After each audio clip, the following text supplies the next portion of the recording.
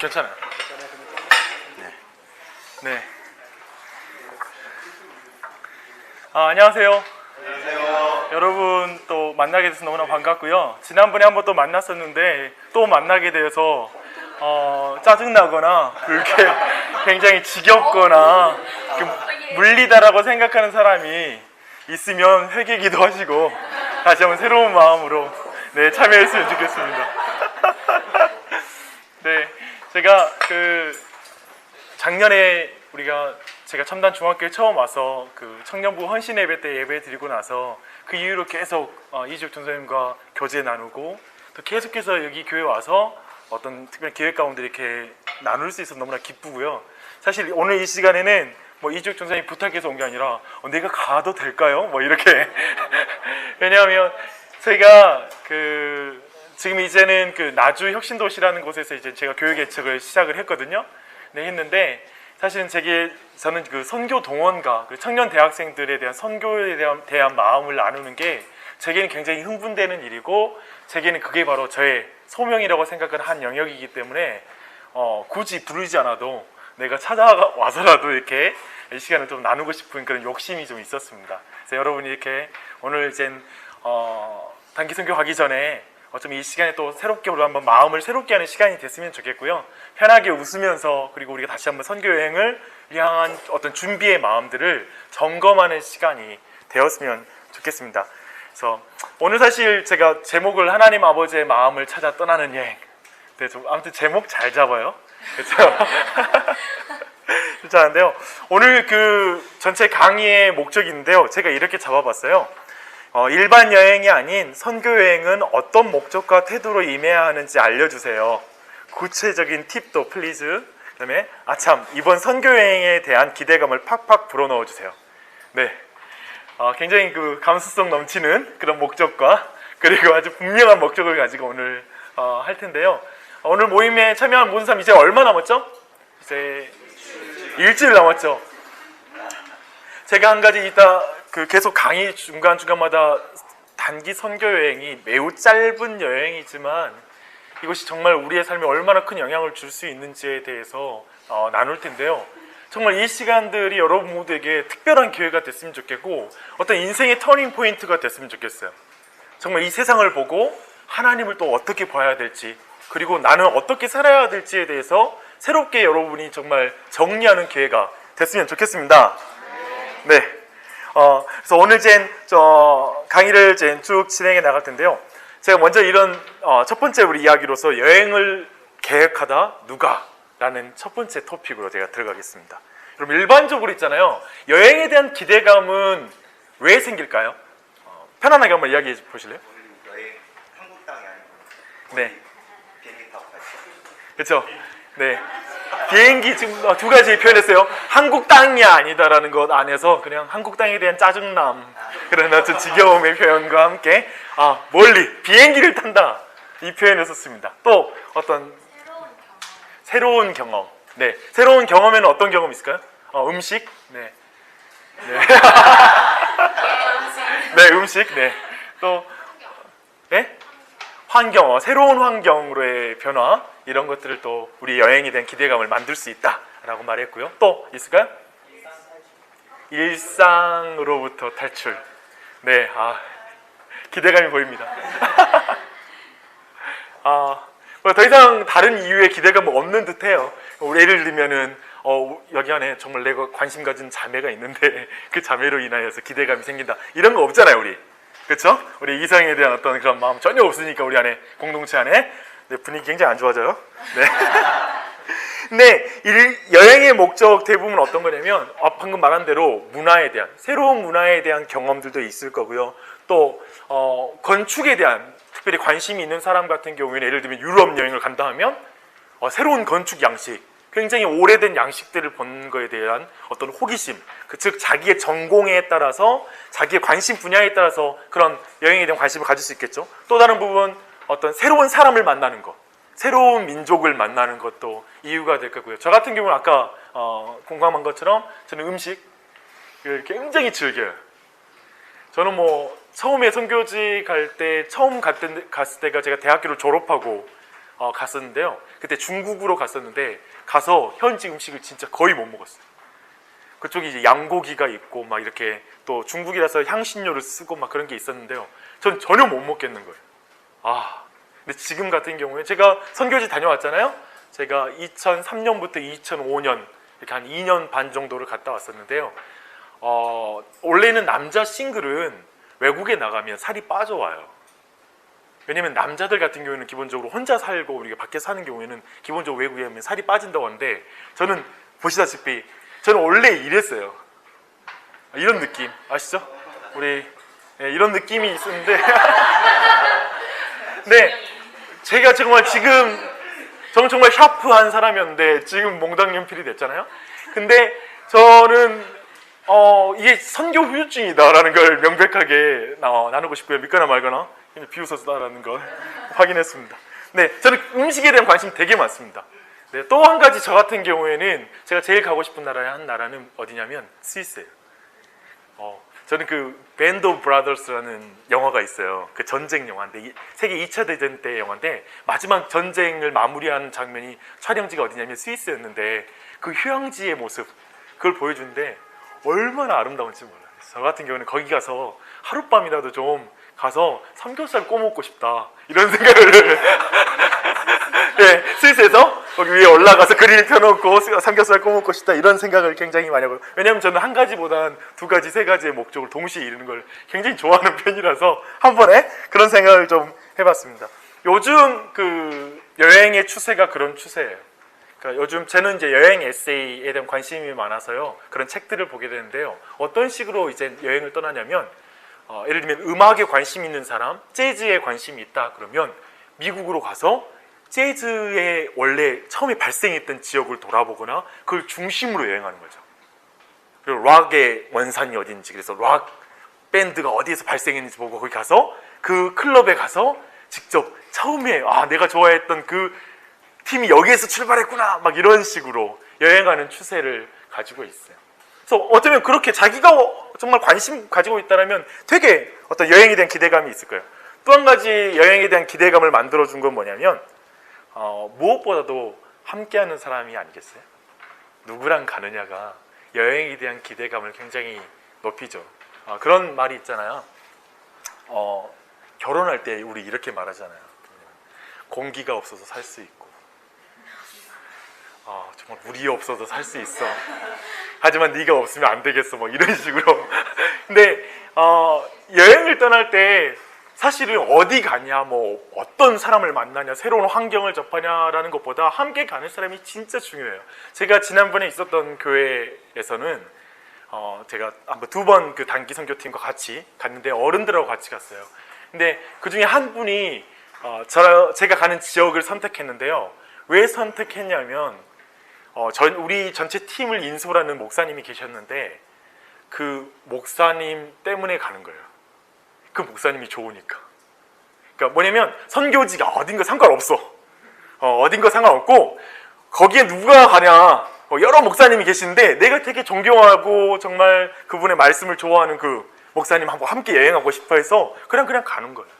네, 여러분 모두가 어쩌면 오늘 이 자리에 와 있지만 어쩌면 다른 친구가 가니까 같이 가자라는 마음으로 이 자리에 나와 있는 사람도 있을 수 있죠. 그리고 또 세 번째로 제가 보고 싶은 그 여행에 대한 어떤 기대감은 뭐냐면 준비와 계획에 참여하는 정도에 따라서 여행에 대한 기대감이 달라요. 근데 제가 예를 들면 보게요. 예를 들면 제가 여러분 되게 팀이 크잖아요. 이렇게 많은 사람으로 구성이 되는데 사실 제가 여행에 대해서 전혀 준비하지 않고 뒤로 뒷짐지고 있다라면 사실 이번 여행은 그렇게 기대감이 생기는 여행이 아닐 거예요. 근데 내가 거기 더 청참해서 함께 한다면 굉장히 기대감을 가지겠죠. 그런 면에서 봤을 때 팀 규모에 있어서는 1인 여행이 최고예요. 기대감 얼마나 생기겠어요. 혼자 여행하고 혼자 계획 다 짜고 막 가서 이제 모든 걸 자기가 직접 문화 가운데 경험하고 부딪힐 텐데 얼마나 기대감이 생기겠어요. 제가 그 외국에서 살 때 동양 3국의 여행 패턴과 웨스턴들 다른 나라 여행 계획과의 차이는 명백하게 그냥 쉽게 알 수 있어요. 동양 3국, 일본, 중국, 한국은 어떻게 하냐면 기본적으로 모자 색깔이 똑같아. 앞에 깃발 하나 들고 막 갑자기 관광차 딱 문 열리면 막 내려와요. 막 내려오고 앞에 300명 들고 가고. 그렇게 여행이 다 그런 식으로 돼요. 근데 외국에 가면 특히 웨스턴들 같은 경우에는 어떻게 하냐면 2명이 배낭 메고 돌아다녀요. 아니면 3명. 때로는 1명이서 그냥 혼자 여행하는 걸 보게 돼요. 뭐 전혀 경험하는 거 이런 내용들이 굉장히 달라지겠죠. 네, 그런 면에서 볼 때 우리가 다시 한번 정리할 수 있는 건 자신이 직접 계획하고 자신이 조정할 수 있는 그런 여행이 사람들한테는 진짜 기대감을 갖게 해요. 그런데 선교여행은 어떤가요? 선교여행의 기대감은 이런 일반적 여행의 기대감의 조건을 가지고 있나요? 어떤 것 같아요? 사실은 많지 않아요. 많지 않아요. 우리가 이 선교여행에서 선교여행의 목적은 뭐냐면 선교예요. 제가 이건 분명히 하고 싶어요. 그러니까 저는 되게 그걸 중요하게 생각하는데 그 새벽 예배, 새벽 기도에 그러면 저 같은 경우엔 기도가 굉장히 중요하다고 생각해요. 아예 내가 말씀을 너무 좋아한다고 해서 50분 하고 사람들이 10분밖에 기도 못하게 하고 보낸다라면 저는 되게 새벽 말씀 사경회라고 이렇게 이름을 바꾸든지 해야 된다고 생각해요. 왜냐하면 이름에 맞아야 되잖아요. 그런 면에 봤을 때 여러분 이번에 선교 여행을 가는데 이 선교 여행의 중요한 목적이 한 가지는 뭐냐면 하나님의 선교에 대해서 배워야 된다는 것이죠. 근데 안타까운 건 뭐냐면 교회 선교 여행을 떠날 때 선교 여행의 특징이 뭐냐면 동기부여를 막 해줘야 돼요. 다른 여행에 막 혼자 막 부여돼서 가잖아요. 어떤 사람이 자기 여행 계획하는데 나 동기부여가 안 돼 이런 사람이 어디 있겠어요. 자기가 계획하고 다 그러는데. 근데 선교여행 같은 경우에는 여러분 모두가 사실은 이 자리에 있지만 이번 선교여행을 떠나는데 진짜 내가 선교에 대한 것을 알고자 하고 선교에 대해서 배우고자 하는가에 대해서 각자 점검할 필요가 있어요. 근데요 기억할 건 선교한다고 해서 야 선교만 해야지 지금 네가 지금 음식 밝힐 때야? 너 웬일이야 너 왜 그래 얘가 음식 왜 그렇게 많이 먹어? 지금 선교에 집중해야지. 그냥 금식하고 선교만 배워야지. 이거 아니에요. 제가 신앙이라는 거 동일해요. 인생도 동일해요. 우리가 하나님의 영광을 위해서 사는데 이 세상의 많은 것들에 대해서 여러분이 누리지 못하고 그저 여러분을 기계처럼 사용하고 하나님께서 하나님의 목적을 위해서 여러분을 어떤 수단과 도구로 사용하려고 여러분 부른 게 아니잖아요. 우리가 믿는 건 뭐냐면 하나님의 그분의 목적 아래 있을 때 이 세상의 모든 것을 참으로 누릴 수 있는 존재가 된다라는 걸 우리가 믿는 거예요. 기독교 신앙은 뭐냐면 하나님의 영광을 위해 살아갈 때 우리의 기쁨이 좁아지고 축소되는 것이 아니라 하나님의 영광을 위해 살고 그분의 질서 아래 들어갈 때 참으로 이 땅에 있는 모든 피조물들을 바르게 대하고 그 모든 걸 누려갈 수 있다. 그게 기독교 신앙의 풍요로움고 부요함이다라는 걸 확신하는 거죠. 그런 면에서 봤을 때 선교 여행에서 여러분이 선교를 목적하고 이번에 이 선교에 대해서 내가 집중하겠다라는 걸 결정하는 게 여러분의 이 여행에 많은 걸 누리는 것을 방해하는 게 아니라 다른 것을 여러분이 해치는 게 아니라 여러분 이번 여행을 더 깊이 누릴 수 있는 그런 목적이 될 거예요. 확신하십니까? 네, 이걸 정말 확신하세요. 그리고 기도하세요. 그런 걸 배웠으면 좋겠고요. 근데 사실 이번 여행 같은 경우는 예를 들면 어떻게 또 진행될까요? 선교사님들이 짠 스케줄 어쩌면 또 리더들이 짠 스케줄에 따라서 진행될 거고요. 여러분이 막 스케줄에 끼어들어가지고 선교사님 다른 데로 갔으면 좋겠는데요. 선교사님 그거 아닌 것 같은데요. 이럴 수 있는 발언권이 주어지지 않을까요? 기대감이 생기세요? 그렇죠? 그렇게 움직여야 될 거고요. 또 함께하는 사람은 어떠세요? 함께하는 사람 다 정말 내가 원하는 사람만 있나요? 저 왼수가 왜 같이 가나? 뭐 이런. 저 친구가 왜 선교 별로 관심 없는 것 같은데? 아직 믿음도 그렇게 아닌 것 같은데 뭐 선교지 간다고 저러지? 에이, 그냥 뭐 문화 경험이나 하러 가나 보다. 이렇게 여러분 혹시 그렇게 좀 낮춰보는 사람이 있으세요? 교회에는 사실은 굉장히 신앙이 좋고 또 이제 막 교회에 오는 사람, 굉장히 또 선교에 대해서 이해를 가진 사람, 또 선교에 대한 이해가 많지 않은 사람, 이 모든 사람들이 한 팀으로 떠나요. 이 사실을 기억하세요. 그리고 실제 교회는 강한 사람도 있고 약한 사람도 있고 또 하나님에 대한 지식이 부요한 사람도 있고 아직은 그 믿음이 약한 사람도 있어요. 근데 교회의 매력은 뭐냐면 강한 자가 약한 자에게 그리고 뭔가 더 믿음이 굳센 자가 믿음이 약한 자를 위해서 자신을 나눌 줄 알고 풀 줄 알고 그들과 함께 할 줄 알고 기다릴 줄 알고 그들과 동행할 줄 아는 게 교회의 힘이에요. 그런 면에서 봤을 때 이번 여행도 동일하게 그 안에서 이루어질 거라고 생각합니다. 또 한 가지 또 제가 질문하고 싶은 것은 자신의 역할 마음에 드세요? 이제 잡 분배하셨나요? 그렇죠? 잡 분배를 하는데 우리 모두가 동의하지 않는 잡일 수 있어요. 나 진짜 이거 아니었으면 좋겠는데 거기에 딱 걸려가지고 지금 나 어떡하냐 이거 내 적성에도 안 맞고 내 기질에도 안 맞는데 이런 생각을 가질 수 있겠죠. 그래서 이러면 기대감이 뚝 떨어질 수가 있겠죠. 또 이번 전체 선교여행 아까 나눈 것처럼 계획과 준비에 지금 한 발짝 뒤걸음 쳐서 그냥 이렇게 멀찍이서 보고 있는 사람이 이 자리에 있을 수 있어요. 왠지 정말 적극적이게 참여하지 못하고 굉장히 수동적으로만 지금 여러분 마음의 자세를 가지고 있는 사람이 있을 수 있어요. 근데 여러분 제가 기대하는 바는 뭐냐면 이런 것들 안에 놀라운 변화가 있을 겁니다. 그리고 여러분 그 마음을 지금 바꾼다라면 더 많은 걸 누리고 돌아올 수 있을 거라고 생각합니다. 그런 걸 생각하면서 또 나갔으면 좋겠고요.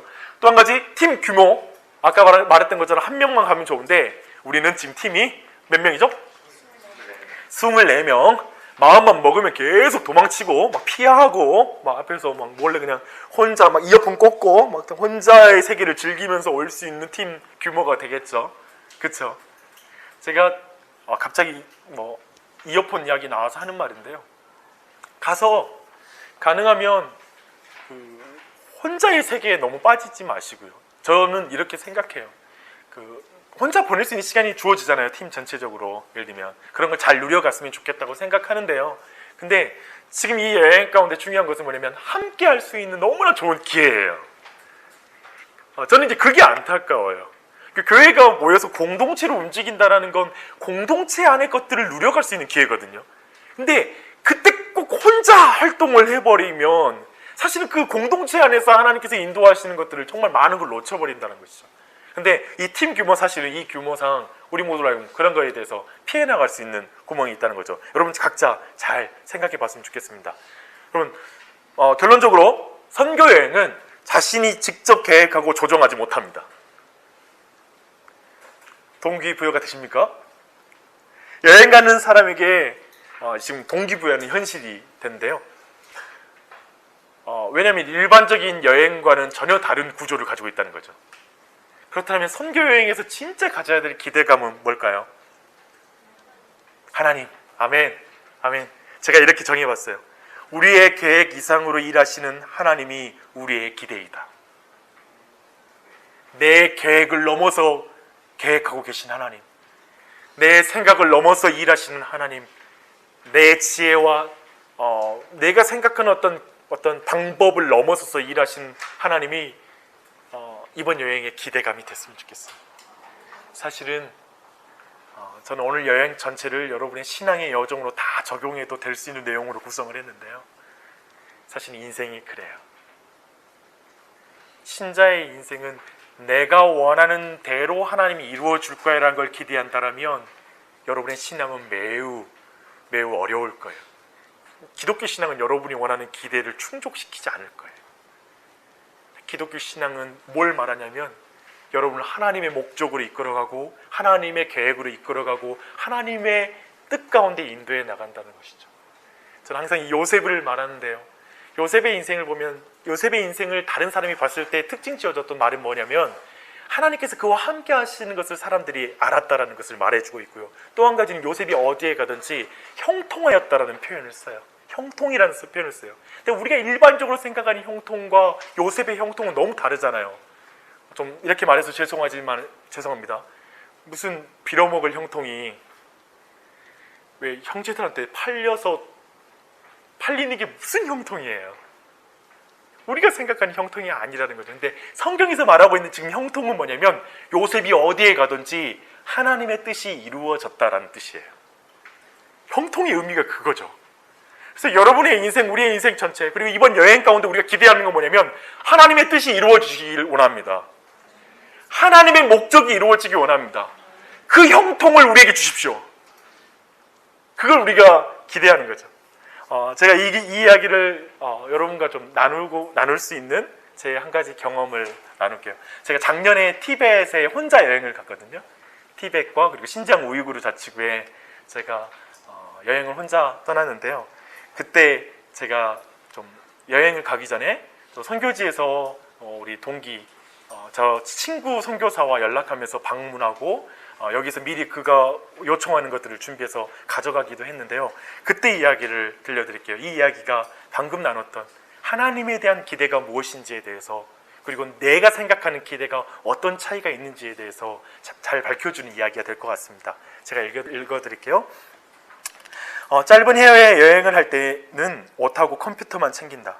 대신 다른 것은 거의 챙기지 않는다. 그래도 가방은 허리띠 위로 넘쳐 흐르는 뱃살 같다. 이유는 옷을 좀 많이 챙긴다는 것. 난 빨래하는 게 너무 싫다. 참고로 말씀드리면 저는 일주일 여행 가면 일주일치 옷을 매일 갈아입을 옷을 챙겨가요. 빨래하는 게 너무 싫어서 그런. 이번에는 이런 더럽고 게으른 버르장머리를 좀 고쳐버리라. 그래서 여행의 컨셉을 라이트로. 옷은 딱 2벌만, 바지는 청바지 하나로 때우기. 귀엽고 가볍게 떠나리라. 그런데 나의 간절한 소망이 허무하게 깨졌다. 방문한 선교사님들 때문에 자꾸 짐을 보내온다. 택배로 오고 문자로는 사갈 품목들이 온다. 결국 집에 있는 가장 큰 캐리어를 가져가기로. 내 소망이 깨졌는데 마음은 가볍다. 이런 기대가 생겼기에 선교사님들을 방문할 때마다 가방은 비어가겠지. 그 빈 공간은 그곳에서 만나는 사람들을 통해 뭔가로 채워지겠지. 선교사를 방문하는 사람들을 위해 누군가 이런 말을 했단다. 가방을 채워가면 마음을 채워온다. 네. 이 마지막 말은 누가 있냐면 제가 그냥 써봤어요. 근데 저는 그 여행 가기 전에 제 안에 그 계획이 있었어요. 내가 원하는 기대감에 따라서 여행에 대한 기도 제목을 만들어서 우린 기도하죠. 하나님 이런 여행이 되게 해주십시오 라고 기도하죠. 근데 배운 건 뭐냐면, 내가 기도 제목 이 경험을 내가 하면서 그때 여행 가기 전에 내 안에 기도 제목이 바뀌었는데요. 어떻게 제가 기도를 시작했냐면, 하나님, 저의 목적에 민감한 여행이 아니라 하나님의 인도하심에 더욱 민감한 여행이 되게 해주십시오 라는 기도로 제가 바뀌게 되더라고요. 하나님 기도 제목을 바꿔버리시더라고요. 사랑하는 여러분, 사실 우리 모두가 인생을 향해서도 그렇고요, 그리고 이 여행에 대해서도 동일하게 사실은 우리가 원하는 것들을 자꾸 기도하고 그 기대감들을 하나님께 표현해요. 그런 걸 우리 모두가 원하죠. 하지만 선교 여행은, 그리고 또 교회는, 그리고 신자의 삶은 자꾸 내 의견이 반영되지 않는 것 같은 상황들로 늘 끌려갈 때가 많아요. 그런데 우리 인생을 돌아봤을 때 분명히 확인할 수 있는 건 뭐냐면, 우리의 스케줄대로 되지 않았지만 놀랍게 하나님의 스케줄이 있었다라는 사실을 깨닫게 되고요. 내가 생각했던 계획이 이렇게 흐트러지고 막 이렇게 파편적으로 이렇게 흩어져 버린 것 같았지만 하나님이 그 모든 걸 다시 모아가지고 그분의 나라를 세워간다라는 걸 우리의 인생을 통해 경험해 나가요.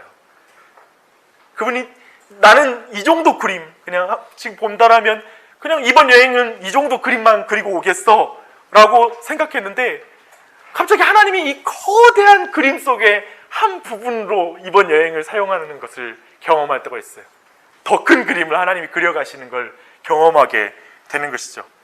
여러분, 그래서 저는 이렇게 인생 참 지금까지 제가 개척을 하다 보니까 내가 생각하는 대로 하나도 안 돼요. 근데 이제 제가 이제까지 배웠던 것과 함께 이 상황 속에서 되게 제가 재밌게 즐겁게 하고 있어요.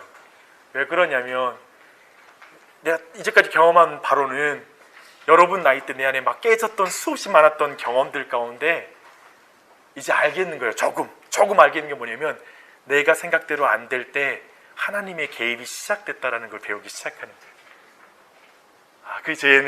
그래서 좀 여유가 생겨요. 그리고 화가 안 나.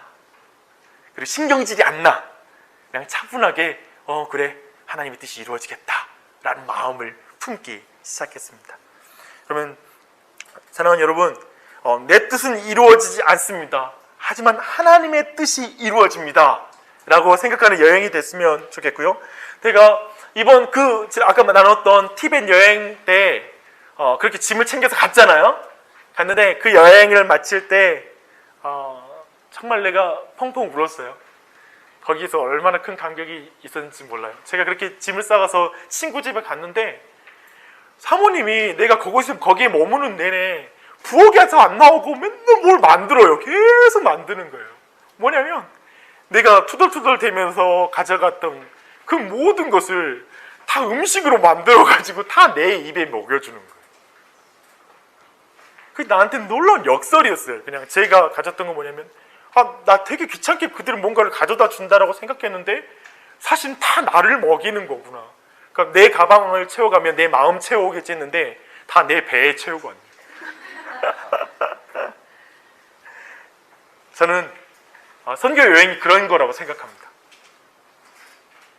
그냥 내가 그냥 가서 뭔가 해주러 간다고 생각했는데 사실 많은 걸 받고 돌아오는 시간이 되는 것입니다. 그래서 여러분 이렇게 기도 제목을 한번 바꾸면 어떨까요? 나의 계획이 깨지고 하나님의 계획이 서는 여행이 되게 하소서.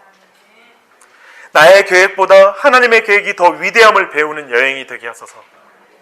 내 인생이 하나님의 계획에 맞춰지는 놀라운 영적 변화의 기회가 되게 하소서. 이랬으면 좋겠습니다. 이제 제가 그 하나님 아버지의 마음을 찾아 떠나는 여행이라는 주제로 지금 가고 있는데요. 첫 번째로 제가 살피고 싶은 것, 하나님의 마음이 어디에 있는지에 대해서 여러분하고 나누고 싶은데, 첫 번째는 누구에게 있냐면 현지인들에게 하나님의 마음이 있다는 걸 여러분한테 나누고 싶습니다. 일반적인 여행의 형태들이 있어요. 아주 내가 볼 땐 가장 저급한 형태의 여행인데요. 첫 번째 뭐냐면 같은 것을 보고 오는 여행이에요. 한국에서 봤던 것을 동일하게 보고 오는 여행. 한국 사회가 탈진 사회라고 불려요. 그러니까 회사 생활과 여러 직장 생활, 회사 생활과 직장 생활 같죠. 네. 그리고 학교 생활 너무 힘들고 꽉꽉 짜여진 삶을 살다 보니까 너무 지쳐서 이제 여행을 가서 호텔에서 계속 잠자다가 호텔에서 우리가 먹는 거 한국에서 먹을 수 있는 동일한 걸 계속 먹고, 그리고 동일하게 여기 한국에서 느낄 수 있는 걸 다 느끼고 돌아와 버리는 거예요. 그래서 거기서 이런 여행은 뭐냐면 가서 막 콜라 막 보면서 야 콜라 맛 똑같아 한국하고 똑같아 웬일이야 막 한국하고 똑같은 걸 발견하는 걸 막 즐거워가지고 막 여행을 그렇게 가는 거예요. 같은 것을 보고 오는 여행이에요. 굉장히 저급하다 저급한 여행이다 라고 하는데, 여기 이런 여행의 최고의 가치는 뭐냐면 편안함과 익숙함이 최고의 가치예요. 이 편안함과 익숙함, 그냥 쉬고 싶은 최고의 이런 형태로 나타나는 여행이 뭔지 아세요? 신혼여행. 우리 신혼여행을 기대하는 건 환상적인 여행이잖아요. 결혼은 매우 피곤해요. 결혼식은 너무 피곤해서 우리로 하여금 가면 그냥 다른 거 보지 않고 그냥 호텔에서 가만히 잠자고 싶은 마음이 들게 하죠. 근데 편안함과 익숙함이 최고의 가치의 여행이라면 해외여행 가지 마라 라고 말하고 싶습니다. 저는 그 독일로 신혼여행을 떠나기 위해서 6월 6일 2006년 6월 6일 날 제가 결혼을 했습니다. 근데 신혼여행을 독일로 가지 못하고 제주도로 갔습니다. 철저하게 현실적 이유로 인하여 돈이 없었다라는 거. 네, 그런 이유로 했었는데요. 제주도 너무 멋있어요. 정말 최고예요. 제가 볼 땐 제가 이제까지 여행한 곳 중에 제주도만큼 이쁜 곳은 보지를 못했어요. 진짜 아름다워요. 제가 말하고 싶은 건 뭐냐면 익숙함이 최고의 가치라면 해외여행은 추천할 필요가 없다는 거예요. 그건 별로 트라이할 필요가 없는 여행이라는 거예요. 두 번째, 그 다음 정도 좀 더 나은 단계의 여행인데요. 그 여행은 뭐냐면 구경하고 오는 여행이에요. 주로 시각이 사용돼요. 윈도우 쇼핑하듯이 사람과 자연을 구경하고 오는 여행이에요. 관광이라고 말하죠. 눈으로 보고 오는 관광을 하고 해요. 그래서 선교 관광을 하고 오는 것도 가능하겠죠. 네. 그리고 그 다음 단계는 뭐냐면 오감으로 여행하는 여행이에요. 오감이 사용돼요. 시각만이 아니라 모든 우리 촉각과 모든 미각과 후각과 이런 모든 것, 그리고 청각과 이런 모든 것이 사용되는 여행이에요. 이 여행이 뭐냐면 직접 교통수단도 막 찾고 결정하고 숙소도 결정하고 또 현지인들과 대화도 나누고 식당에 가서 메뉴도 결정하고 그리고 다양한 음식을 막 트라이 해보고 이렇게 여행을 경험해 보는 거죠. 훨씬 더 여행의 어떤 깊이가 다르죠. 그런데요, 세상 사람들도 이 다음 단계 여행까지 가요. 그 다음 단계는 뭐냐면 나를 찾아 떠나는 여행이에요. 그러니까 가보면은 언어도 다르고 문화도 다르고 그리고 뭐 인종도 다르고 모든 것, 종교도 다르고 모든 게 환경이 다르잖아요. 근데 일반 그리스도를 알지 못하는 일반적인 사람들의 여행 에세이를 보고 그들의 여행 어떤 기록을 보면 그들은 그 모든 다름 가운데에서 자신을 발견해요. 그리고 그걸 여행책으로 쓰는 거예요. 그러니까 외국에 나가서 사실 나를 보고 왔다라고 이렇게 책을 쓴다고요. 굉장히 깊이 있는 단계이죠. 근데요, 선교 여행은 그렇다면 이것과 비교해서 어떤 여행이 되어야 될지 한번 차근차근 한번 봐볼게요. 선교 여행도 동일해요. 첫 번째 뭐냐면 같은 것을 보고 오는 여행이 될 수 있어요. 그래서 같은 것을 즐기고 오죠. 그래서 그 여행 그런 캐리어에 고추장 넣고 아무튼 된장도 넣고 아무튼 김 다 넣고 제 개인적으로는 여러분이 연로하신 나 스스로는 연로하다는 생각한 분들은 챙겨가라. 이름을 음식을 막 챙겨가야 된다. 굉장히 나는 더 이상 내 체질은 바꿀 수 없어. 정말 주님도 못 바꾸시길래 막 이렇게 너무나 정말 가서 나는 정말 탈진해 버릴 것 같아. 그런 또 목숨의 위험을 느끼시는 분들은 저는 챙겨가라고 추천드리고 싶어요. 근데 제가 그 단기 여행을 가잖아요. 그러면 제가 아까 말씀드린 대로 집사님들하고 같이 갔다고 했잖아요. 이분들은 그냥 가서 보면은 막 별의 별걸 다 가져오고 막 김치 막 팩해가지고 막 가져오고 막 너무너무 가져온 거예요. 근데 제가 같이 여행 간 그 팀 같은 경우에는 거의 그 모든 음식을 안 먹어요. 제가 못 먹는 분위기를 만들죠. 막 제가 그때 중앙아시아 여행을 했는데요. 제가 선교지로 있었던 여행이었잖아요. 뭐 가기 전부터 말하거든요.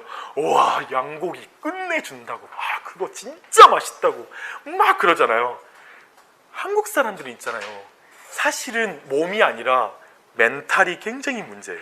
뭐냐면 멘탈이 나는 안 돼, 나는 안 될 거야 라는 것이 굉장히 강한 거예요. 근데요, 분위기를 딱 바꾸잖아요. 팀 분위기를 바꾸잖아요. 먹어요. 막 내가 오늘 음식 이거 나오는데 이거 진짜 맛있어 막 그러잖아요. 그럼 사람들이 막 내가 막 먹잖아요. 그러면 옆에 사람들 막 맛있어, 어머 맛있네 맛있어 막 그러면서 다 먹어요. 사실은 같이 여행 갔던 사람들이 제가 한국에서 싸갔던 음식 다 남겨가지고 선교사님한테 다 드리고 왔어요. 제게는 그게 사역이었고 기쁨이었어요. 선교사님들은 그 음식을 가끔 먹으면 얼마나 좋아요. 근데 우리가 가서 다 거덜내고 심지어 선교사님들이 가지고 있는 한국 음식을 거덜내고 오는 팀이 있거든요.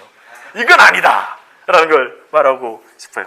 근데 같은 걸 보고 오는 선교여행 아니다. 또 한 가지는 뭐냐면 선교지를 둘러보고 오는 여행. 아까 말한 대로 관광하고 오는 선교 관광 여행. 근데 무엇이 오래 남을까요? 보는 게 오래 남을 것 같아요? 제가 경험한 바로는 보는 여행은 많이 남지 않아요. 또 한 가지, 세 번째 단계는 뭐냐면 선교를 경험하는 여행이 있어요. 진짜 가서 그곳에 있는 문화와 그곳에 있는 사람들과 대화도 나누고 적극적으로 그들과 함께 어울리고 여러 가지 것들을 직접 몸으로 경험해보는 그런 사람들이 있어요. 이 여행 같은 경우에 굉장히 많은 걸 배울 수 있겠죠. 제가 있었던 제가 선교했던 종족이 우이구르족.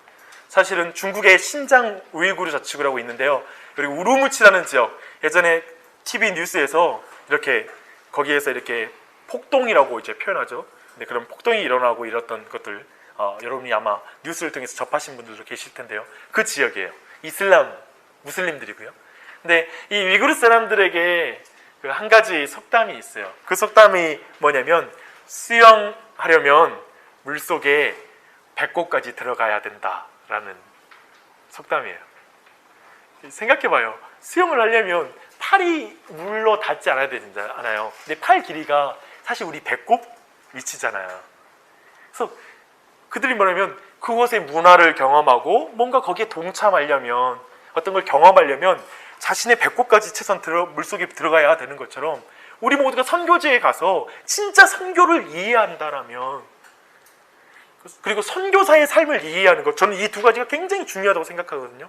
왜냐하면 한국에 돌아와서 선교사를 위해서 기도해야 되고 또 한 가지 그 선교 지역을 위해서 기도해야 되거든요. 그러려면 사실은 그 사람들이 뭘 먹고 사는지도 경험해보고 그들이 어떤 사람인지 직접 만나봐야 되고 하는 기본적으로 우리가 그 문화 속에 들어가려고 하는 마음이 지금 있어야 돼요. 여러분 준비되셨습니까? 이번에 와서 필리핀의 어떤 문화 가운데 그리고 그 지역 가운데 여러분이 깊이 들어갈 마음이 준비됐어요. 지금 벌써부터 따로 포켓을 챙기고 있고 뭐 따로 계획을 세우고 계시는 거 아니겠죠? 배꼽까지 들어가야지만 이 수영을 할 수 있어요. 이 사실을 여러분이 기억했으면 좋겠습니다.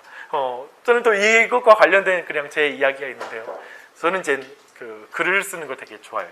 여행 갔을 때 아까 봤던 그 티베트 지역 여행한 것도 하나의 제 개인적인 목적은 뭐냐면 여행하면서 그 지역에 있는 사람들과 선교사의 삶에 대한 에세이 글을 남겨서 나중에 되게 이렇게 책으로 쓰고 싶은 마음이 되게 있어요.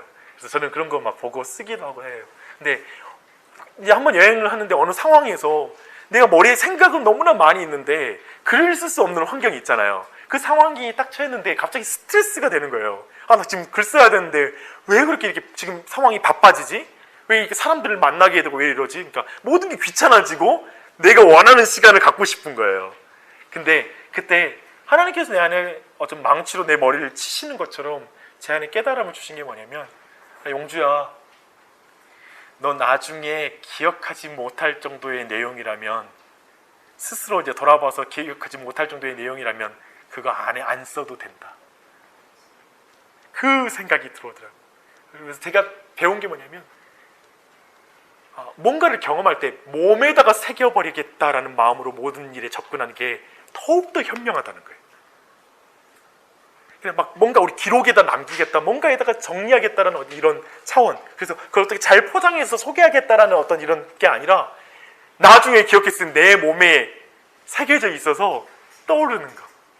저는 이제 선교지를 다녀오고 나서 한 가지 후유증이 있어요.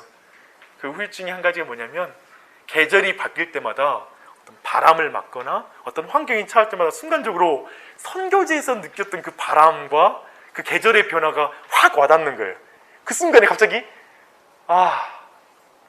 외국으로 신장 땅 가보고 싶다. 그러니까 마치 내 몸이 그 모든 걸 기억하고 있다라는 걸 느끼는 거예요. 그러니까 그런 부분인 것 같아요. 그러니까 우리 모두가 여행을 할 때 마치 그렇게 한번 이번에 나 경험해보고 있어. 이번에 가서 그렇게 적극적으로 한번 경험해보자라는 마음으로 이번 선교 여행을 여러분들이 계획을 가지고 접근해보면 정말 여행하고 돌아와서도 여러분 계속 기억날 거라는 거예요. 계속 기억날 거라는 거예요. 저는 선교 여행을 갔다 오고 나서 아까 말했던 그 어른들과 떠났던 두 팀과 떠났던 그 팀이 있고요. 또 하나는 중고등 학생들 이끌고 몽골을 다녀왔어요. 근데 되게 감사한 건 뭐냐면 이 사람들이 지금도 저랑 연락하고 있고 지금도 연락하면 우리 그때 너무 좋았죠. 그때 너무너무 우리 생각나요. 그 이야기를 계속해요. 그러니까 우리는 마치 그런 거 있잖아요. 너무 친한 친구를 다시 만나도 그때의 그 우정과 그 기쁨 가운데 다시 만나도 거기 연결되는 거, 그 연속성을 경험하잖아요. 그것처럼 선교 여행의 이 24명의 이 팀이 사실 이 교회 안에 계속적으로 동일한 영적 경험을 하고 동일한 어떤 선교적 마인드를 공유함으로 말미암아 늘 같이 만났을 때 동일한 방향으로 이 교회를 가져갈 수 있는 어떤 교회 안에 중요한 어떤 선교적 흐름을 만들어낼 수 있는 그런 영적 공동체까지도 하나님이 이끌어갈 수 있다는 거예요. 그냥 나 혼자 좋은 거 경험하고 오겠다는 차원이 아니라 우리 모두 가운데 하나님이 그렇게 인도해 나가시고 우리의 뼛속까지 해도 하나님께서 그분의 가르침을 새길 수 있는 여행이 될 수 있다라는 사실을 여러분 모두가 믿고 나아갔으면 좋겠습니다. 마지막 굉장히 높은 단계의 여행이 한 가지가 있는데요. 하나님 아버지의 마음을 찾아 떠나는 여행이에요. 여행의 목적이죠. 네, 선교지 가서 모든 걸 볼 때 최종적으로 우리 모두는 나를 찾아 떠나는 여행이 아니라 그 땅에 있는 하나님의 마음까지 보고 와야 돼요. 문화체험 수준이 아니라 정말 하나님이 어떤 뜻을 그 땅을 향해 가지고 있는지 하나님의 목적이 어디까지 미치는지까지도 여러분이 보고 오는 여행이 되었으면 좋겠습니다. 근데요, 그 마음이 어디에 있는지 아세요? 하나님의 마음이, 그 마음은 현지인들에게 있어요. 제가 쓴 책인데요, 제가 단기 선교여행 그 선교 2년 반 동안의 기간을 책으로 썼어요. 네, 그 책에 있는 내용을 여러분에게 읽어드릴게요. 저는 아까 나눈 대로 첫 선교지 여행을 2002년도에 1월에 제가 떠났어요. 겨울에. 네, 그때 신장 우이구르 자치구를 제가 돌아봤었는데요. 그때의 이야기입니다. 나눌게요. 대학교 3학년 때부터 관심을 두었던 이곳이 나의 선교지인 죄송합니다. 2002년 1월 졸업을 앞두고 첫 외국 나들이를 갔다. 여행지는 중국 서북단에 있는 신장 우이구르 자치구다. 첫 국외 나들이인데 마음은 설레기보다 비장했다. 꼽살이 낀 팀이 워낙 전투적인 팀이었기 때문이다. 모든 용어는 군사 용어였다. 침투, 작전, 전투 등 전장에서는 긴장해야 한다. 여행의 목적도 비장했다. 대학교 3학년 때부터 관심을 두었던 이곳이 나의 선교지인가에 대한 답을 얻으리라. 겨울에 오는 팀에게 미안하지만 사실 이곳은 겨울에 올 곳이 못 됩니다. 결연한 마음으로 도착한 나와 팀에게 선교사님께서 한 말씀이었다. 현장에서 확인한 여행지는 정말 설레기 어려운 땅이었다. 영하 20도를 넘나드는 추위에 많은 눈까지. 분지에 있는 도시들은 퀴퀴한 냄새와 뿌연 연탄가스로 취해 있었다. 머문 숙소마다 성경책을 보기 어려울 정도로 어두웠고 음식들은 하나같이 입에 맞지 않았다. 처음으로 타문화를 경험하는 나에게 그 땅은 흑백 텔레비전 같았다. 사람들이 입은 두텁고 어두운 색깔의 옷은 마음마저 가린 듯 했다. 검은 천으로 가린 얼굴은 무섭게만 보였다. 오랜 시간 녹지 않은 눈 위로는 까만 연탄재가 내려 원래의 색을 알아볼 수 없었다. 그 모양이 꼭 그 땅의 마음 같았다. 전체 일정의 중반까지 그런 상황이 이어졌다. 여행을 마칠 때까지 이런 마음이면 어떡하지? 조급해졌다. 한편 빨리 이 여행이 끝났으면 좋겠다는 불순한 마음이 나를 괴롭혔다. 더디게만 가는 시계바늘이 얼마나 원망스럽던지. 그러던 어느 날 작은 마을을 방문했다. 그곳에는 하나님이 예비한 아이들이 우리를 기다리고 있었다.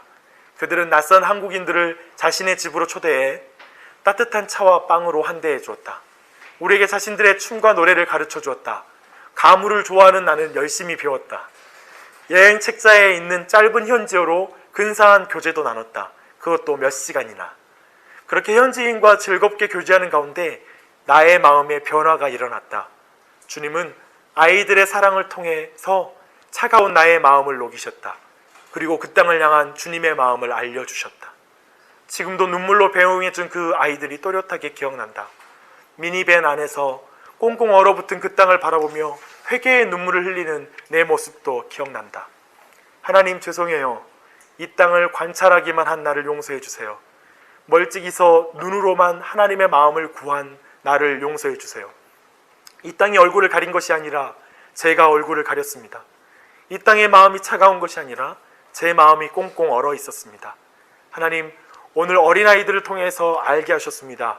하나님의 마음은 그 아이들 안에 숨겨져 있었습니다. 하나님의 마음은 관찰자에게 흐르는 것이 아니라 사귀는 자에게 흐르는 것입니다.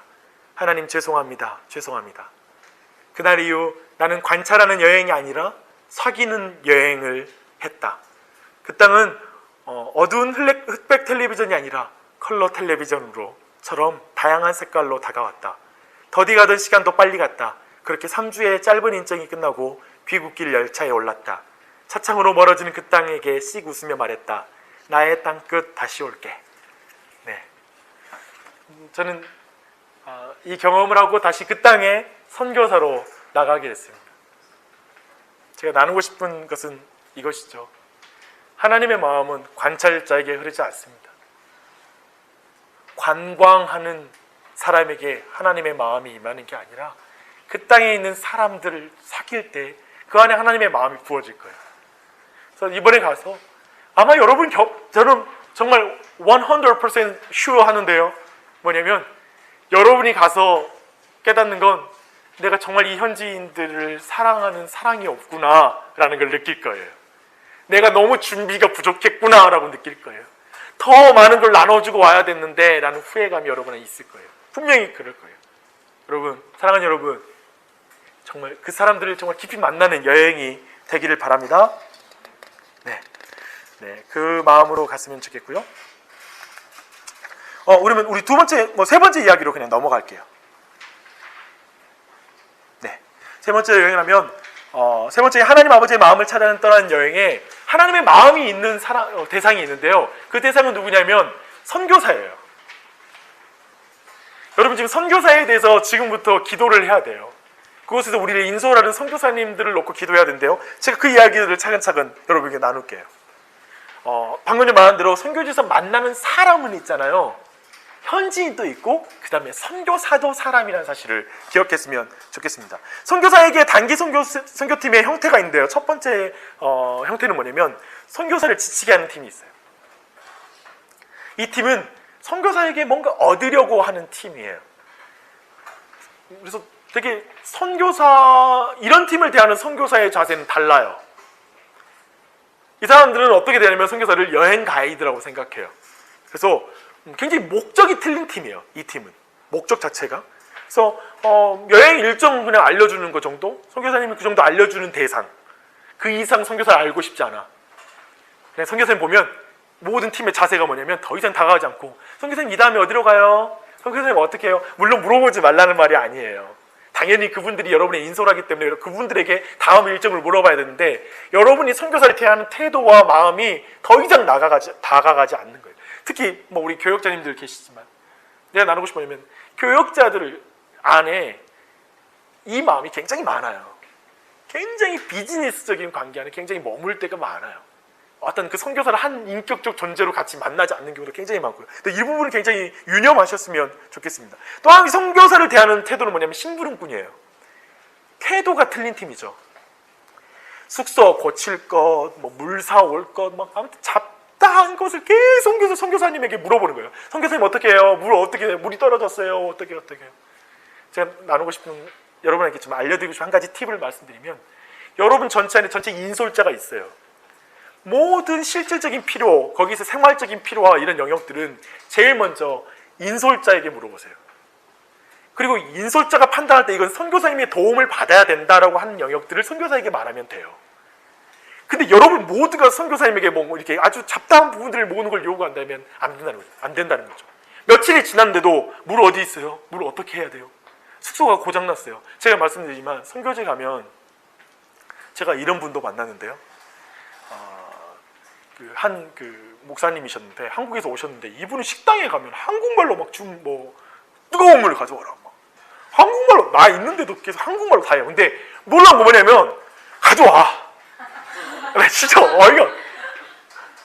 이거 나한테 하는 가져와. 뜨거운 물 좀 갖다 줘. 차가운 물 하는데 가져와요. 제가 느끼는 게 뭐냐면 진짜 대부분 진짜 아주 원초적인 기본적인 부분들은 우리가 가서 다 해결할 수 있어요. 우리가 그걸 직접 경험하는 게 사실 우리가 더 유익이 많아요. 가서 직접 결정하는 게. 선교사님에게 다 물어보고 일일이 그렇게 받는 것보다. 그런 부분들을 여러분이 직접 경험하는 스타일로 갔으면 좋겠고요. 방금 말한 대로 팀장에게 모든 어떤 실질적인 필요를 말하는 이런 체계를 잘 갖췄으면 좋겠습니다. 또 한 가지 세 번째로 선교사를 지치게 하는 팀, 이 팀에 있어서는 선교사를 사역 디렉터로만 생각해요. 사역자로만 남는 경우죠. 비즈니스만 남는 경우. 근데 이 경우에는 선교사랑 그 이후로 관계가 안 되더라고요. 그러니까 이것은 선교사님에게도 문제가 있고요. 우리에게도 문제가 있어요. 만약에 선교사님이 여러분을 아예 그냥 비즈니스적인, 비즈니스라는 말을 써서 죄송해요. 상업적이라는 말이 아니라 철저하게 그냥 사역적인 일의 관계로만 여러분을 대하려고 준비하고 있을 수 있어요. 그러면 진짜 그분과 관계는 계속 될 수가 없겠죠. 근데 또 여러분 또한 그 측면에서의 준비도 필요해요. 근데 제가 경험하고는 선교사랑 깊은 관계를 맺었을 때 그분의 내면까지 알 때 그 이후까지 여러분의 기도 생활이 바뀌어요. 선교지를 향한 관계가 달라져요. 이런 면에 있을 때 단기 선교에 있어서 중요한 자세라는 걸 알려드리고 싶습니다. 또한 다음으로 이제 선교사를 어떤 지치게 하는 팀이 있는 반면 또 한 가지는 선교사를 세우는 팀이 있어요. 선교사를 세우는 팀, 이 팀은 선교사를 섬기는 팀이에요. 선교사를 사역의 대상으로 생각하는 팀이에요. 그래서 이 팀 같은 경우는 특별히 저는 이걸 알려드리고 싶어요. 이게 실질적인 팀인데요. 선교사에게 계속 뭔가를 배우려고 하는 팀이 되세요. 선교지에 대해서. 예를 들면 선교지와 어떤 관련된 것도 자꾸 물어보는 거예요. 이곳 사람들은 어떻게 생각해요? 어떤 음식은 어때요? 선교사님 여기서 어떤 걸 느끼고 계세요? 여기서 어려움은 뭐예요? 이런 걸 자꾸 선교사님에게 물어보는 거죠. 뭐냐면 선교사의 삶을 알고 싶으니까, 선교지를 더 이해하고 싶으니까. 이런 방향에서 팀들이 물어보잖아요. 선교사들은 사실은 귀찮을 수 있잖아요. 근데 신나요. 저는 그랬어요. 뭐냐면 선교사가 지금 이거 하는 팀을 받는 이유는 한 가지밖에 없어요. 그 팀, 우리 선교사들이 모두 하는 말이 뭐냐면 팀이 와가지고 선교사에게 큰 도움이 되었다라고 말하는 경우는 많지 않아요. 그런 경우는 극히 드물고, 사실 선교사들 사역의 관점은 뭐냐면 이 사람들이 한국에 돌아와서 기도하는 사람들로 일어나고 한국 땅에 끊임없이 선교적 비전을 보고 돌아가서 선교사로 나올 사람들이 이 자리가 이 청년들 안에서 일어나야 된다라는 그 소망 가운데 팀을 받는 거예요. 그런 면에 봤을 때 여러분들이 선교지에 관심을 갖고 선님의 삶에 대해서 관심을 갖는다라면 그것처럼 기쁜 일이 없죠. 그러면서 그 부분을 여러분들이 해나갔으면 좋겠는데, 이것을 위해서 추천드리고 싶은 건 뭐냐면 책을 한 권씩은 읽고 가야 돼요. 왜냐하면 저 같은 경우는 여행을 가기 전에 그 여행 지역에 대한 책을 읽고 가요. 그 책을 기본적으로 읽고 가면 그 책의 내용과 실제 그 지역에 대한 비교가 생겨요. 그래서 거기에 대한 궁금증이 생겨요. 확인하고 싶은 게 생겨요. 그런 걸 물어보면 선교사님이 놀라죠. 와우, 이 팀이 굉장히 이 지역을 이해하려고 준비된 팀이구나 라는 이해가 생기죠. 이렇게 되면 어떻게 되냐면 선교사가 태도를 바꿔서 비즈니스가 아니라 드디어 여러분들을 사역 대상으로 생각하기 시작한다는 거예요. 이때부터 여러분이 받는 은혜가 달라져요. 이걸 여러분이 경험했으면 좋겠습니다. 또 한 가지는 그 선교사를 세우는 팀 두 번째는 뭐냐면 선교사의 삶을 이해하려고 하는 팀이에요. 아까 나눴지만 선교사의 이야기를 끌어내는 팀은 적어요. 선교사의 이야기를 들으려고 하는 팀은 거의 없어요. 한 가지는 뭐냐면 아까 봤던 것처럼 앞에 선교지에 대한 질문들은 좀 있을 수 있어요. 근데 선교사 그분에 대해서 관심을 가져준 팀 많지 않아요. 여기까지 가라는 거예요. 전혀 다른 부분이죠. 또 한 가지 마지막으로는 선교사를 섬기기를 선교사 섬기기를 여행의 한 부분으로 준비하시라는 거예요. 제가 아까 나눴던 그 몽골 팀 있잖아요. 몽골 팀을 생각하고, 또 한 가지는 그 몽골 팀을 준비하기 전에 저는 선교사를 섬기는 것에 대한 비전을 가지고 있어요.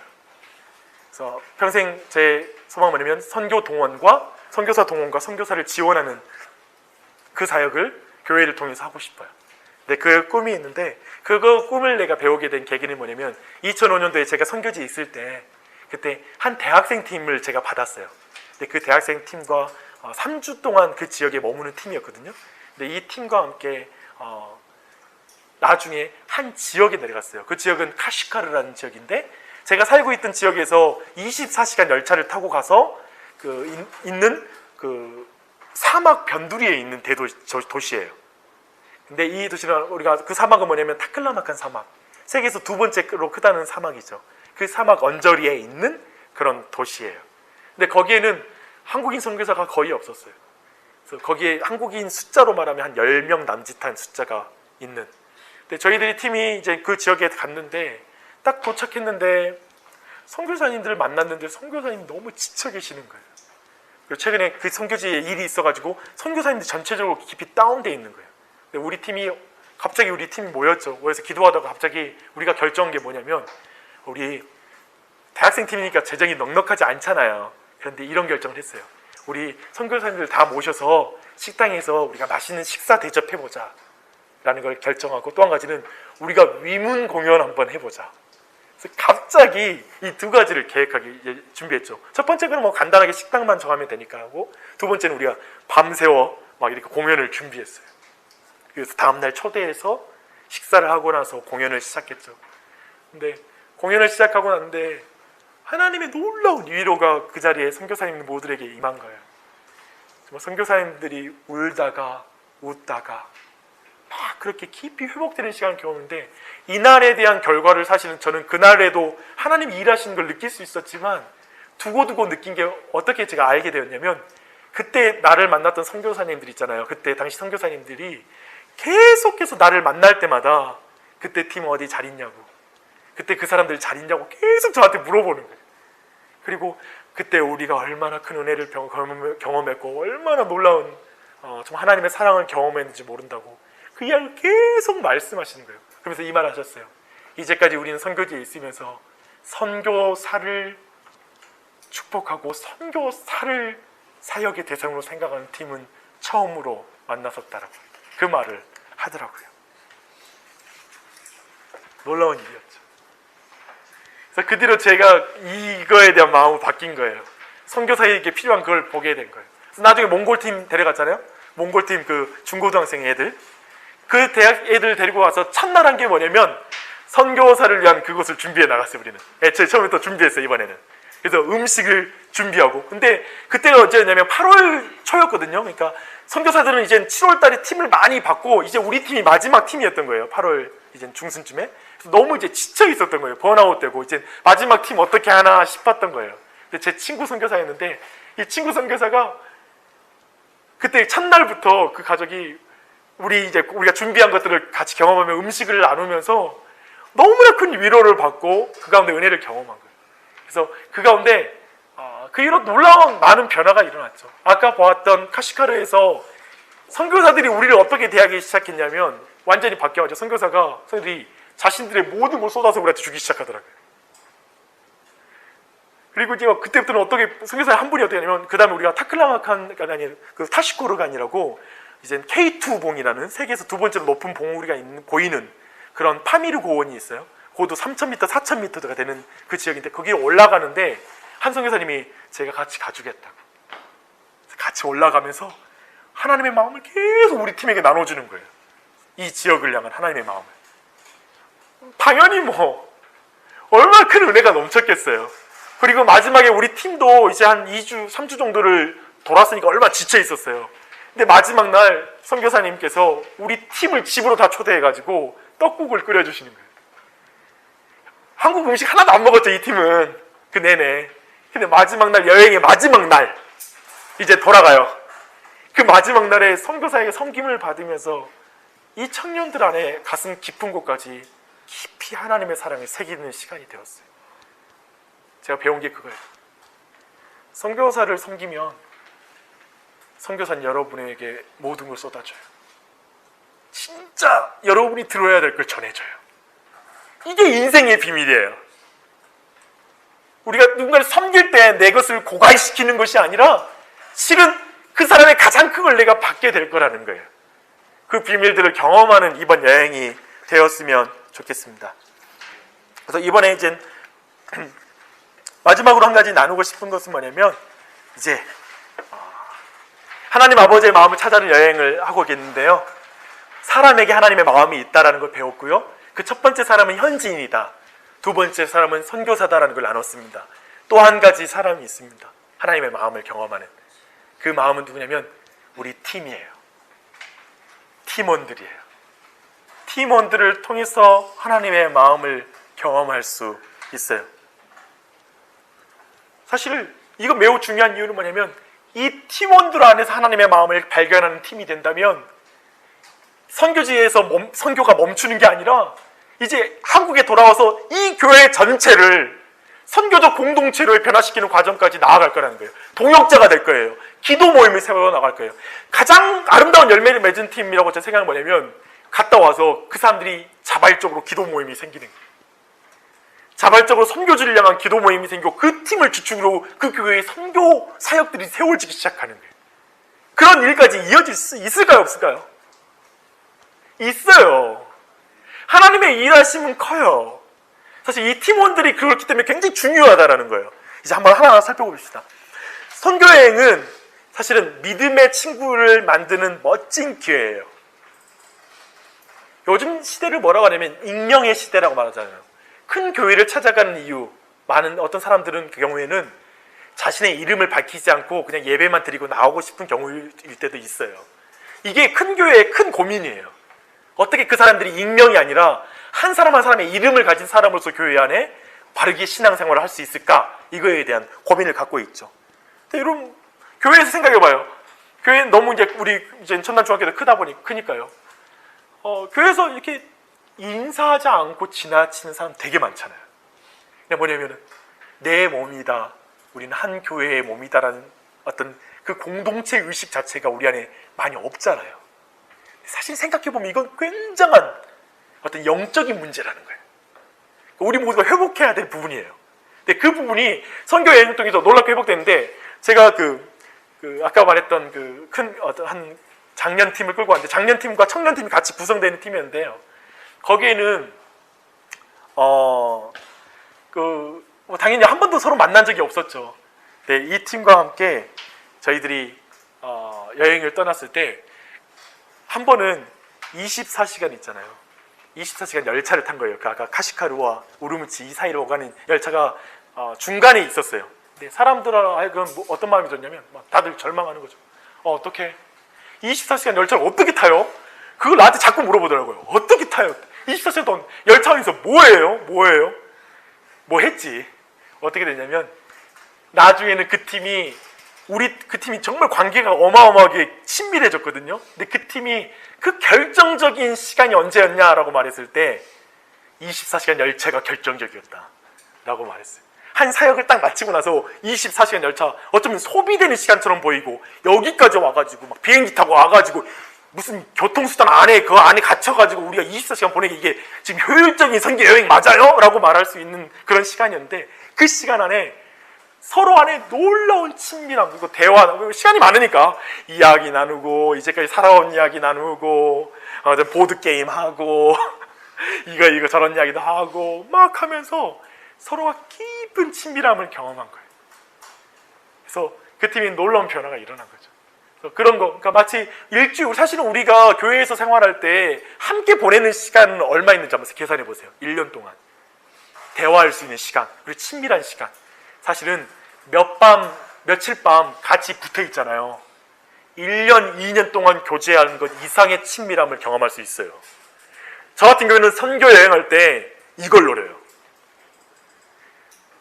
그 선교 여행 기간에 전체 관계를 완전히 리빌딩하는 시간으로 생각하는 거죠.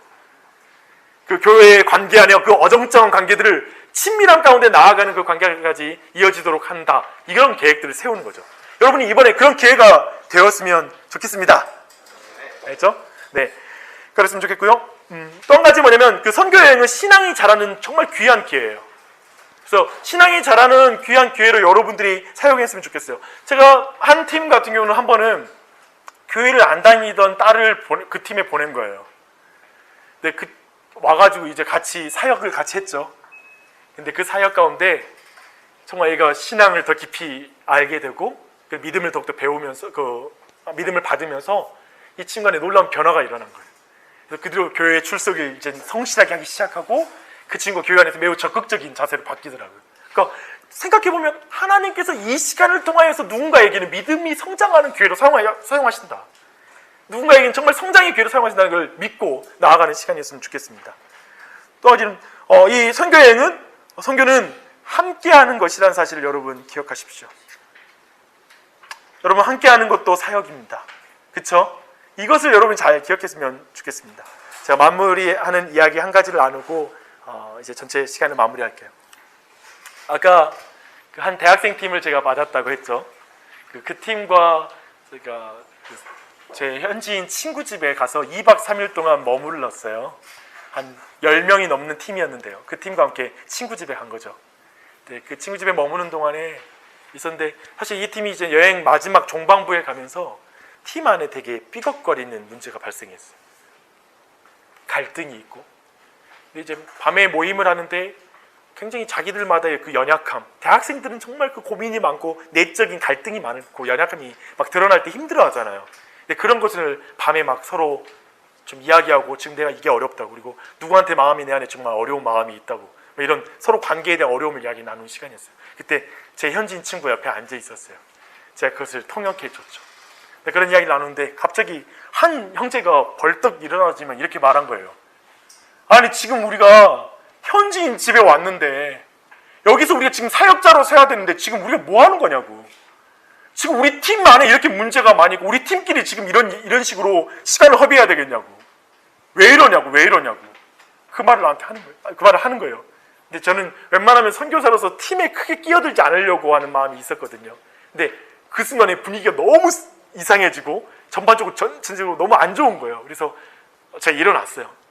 잠깐, 형제님 무슨 말인지 알겠는데 그 말은 틀린 말이라고. 왜냐하면 하나님의 목적은 지금 이 팀 자체를 세워나가고 이 팀 자체 안에 그런 연약함들을 만져가고 서로가 그 연약함을 짊어지는 것이 하나님의 목적이라고. 여러분 모두를 향한 하나님의 계획이 있다. 이 팀을 향한. 그러면서 그 이야기를 나누는 가운데 다시 한번 팀이 그 시간에 회복되는 시간을 경험했어요. 그 뭐냐면 우리는 우리 팀의 연약함, 우리 안의 문제에 대해서 관심 갖는 게 마치 사역을 하지 않고 그냥 이렇게 소비하는 시간으로 생각하는데 결국 그렇지 않다는 관점들을 회복한 거예요. 서로를 다시 한번 소중하게 생각하고 관계를 회복했죠. 근데 그 뒤에 나중에 팀이 떠나고 나서 제 현지인 친구한테 제가 한번 물어봤어요. 야, 그리스도인들, 그 친구는 무슬림이죠. 회심한 친구가 아니에요. 무슬림인데.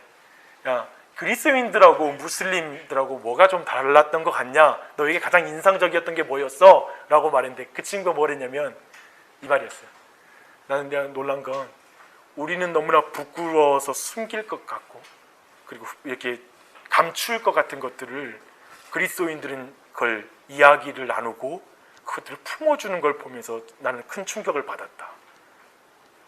배운 게 뭐냐면 신자들이 약함을 나누고 그 약함을 보듬을 줄 아는 교회 공동체는 이렇게 복음 증거적 공동체가 될 수 있구나.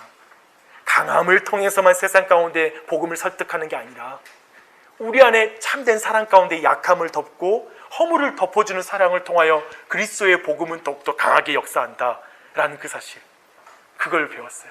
가장 약해 보이는 십자가를 통하여 세상의 모든 권세를 부끄럽게 하고 세상의 모든 사람들을 무릎 꿇게 하였던 그 십자가의 그 권능의 방법이 지금도 우리 교회 공동체 가운데 선교회 안에서도 드러난다는 것이죠. 그래서 여러분, 이 팀은 너무나 소중합니다. 이 팀 안에서 하나님의 마음을 경험하는 여러분이 되었으면 좋겠습니다. 이제 마무리할게요. 제가 좋아하는 한 작가 정호승 시인이 이런 말을 했어요. 결국 사람이 머물 곳은 사람의 마음뿐이며 사람이 여행할 곳은 사람의 마음뿐이라고. 저는 제가 이걸 이렇게 바꿔봤습니다. 결국 사람이 머물 곳은 하나님의 마음뿐이며 사람이 여행할 곳은 하나님의 마음뿐이라고. 이것을 안다는 의미가 뭘까요? 그걸 고민하는 여행이 됐으면 좋겠습니다. 하나님 아버지의 마음에 그 노래를 저는 가사를 썼는데요. 되게 그 내용이 어렵다라는 걸 저는 삶으로 경험하고 있습니다. 근데요, 그렇게 여전히 내 안에 연약함이 있고 하지만 전 포기하고 싶지 않아요. 그분의 마음을 쫓는 여행을, 그분의 마음을 닮아가는 이 인생을, 그리고 이 길을 포기하고 싶지 않아요. 방향을 바꾸고 싶지 않아요. 뒤돌아서고 싶지 않아요. 잠시 멈출 수도 있을 것 같고요. 이 여행 잠깐 너무 어려워서 그 자리에 딱 멈출 수도 있고, 못 가겠어라고 털썩 주저앉을 수 있겠죠. 하지만 우린 뒤돌아설 수 없어요. 이 여행을 계속해서 하나님의 마음을 찾아 떠나는 이 여행을 주님이 오시는 그날까지 여러분이 걸어가는 여러분이 되기를 축복하고 이렇게 기도하겠습니다. 저도 여러분을 위해서 기도할게요. 이번 여행 기간 동안에. 왜냐하면 이 시간 내가 강의했으니까, 무엇보다도 하나님께서 이 마음을 나누는 기회를 주셨으니까요. 우리 함께 기도할까요?